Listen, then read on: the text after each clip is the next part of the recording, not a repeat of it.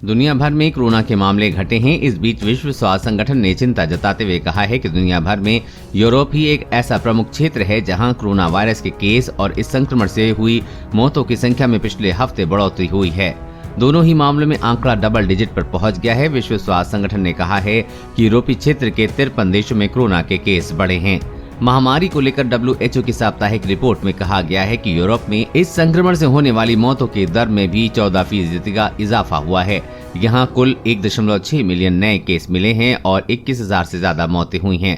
Report में बताया गया है कि पिछले 7 दिनों में यहाँ 5,13,000 नए केस मिले हैं।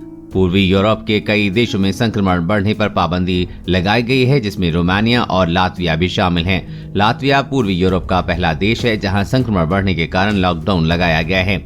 यहां केवल 56% वयस्कों को टीके की दोनों खुराकें लगी हैं, जबकि यूरोप में टीकाकरण का दायरा 74.6% है। रोमानिया में एक बार फिर रात का कर्फ्यू लगाया गया है और स्वास्थ्य पास को अनिवार्य किया गया है। रोमानिया में प्रति 10 लाख लोगों पर 19.25 मौतें दर्ज की गई हैं, जो दुनिया में सर्वाधिक हैं। रोमानिया में केवल 35.6% लोगों का टीकाकरण हुआ है। इसी तरह बुल्गारिया में नए केस बढ़ने के खिलाफ लोगों को सड़क पर उतरना पड़ रहा है। यूरोप के दूसरे सबसे बड़े देश यूक्रेन में महामारी के दौरान पहली बार कोरोना के सर्वाधिक नए मामले दर्ज किए गए हैं। यहाँ गत गुरुवार को प्रतिदिन नए मामलों का आंकड़ा 22,415 पर पहुंच गया है। European centre for disease prevention and control के मुताबिक टीका लगवाने में हिचक पूर्वी यूरोप और रूस में संक्रमण बढ़ने की प्रमुख वजह है।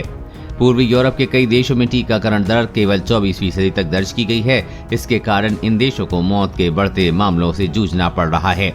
कोरोना वायरस और कोरोना वैक्सीन से जुड़ी हर अपडेट पाने के लिए चैनल को सब्सक्राइब करें।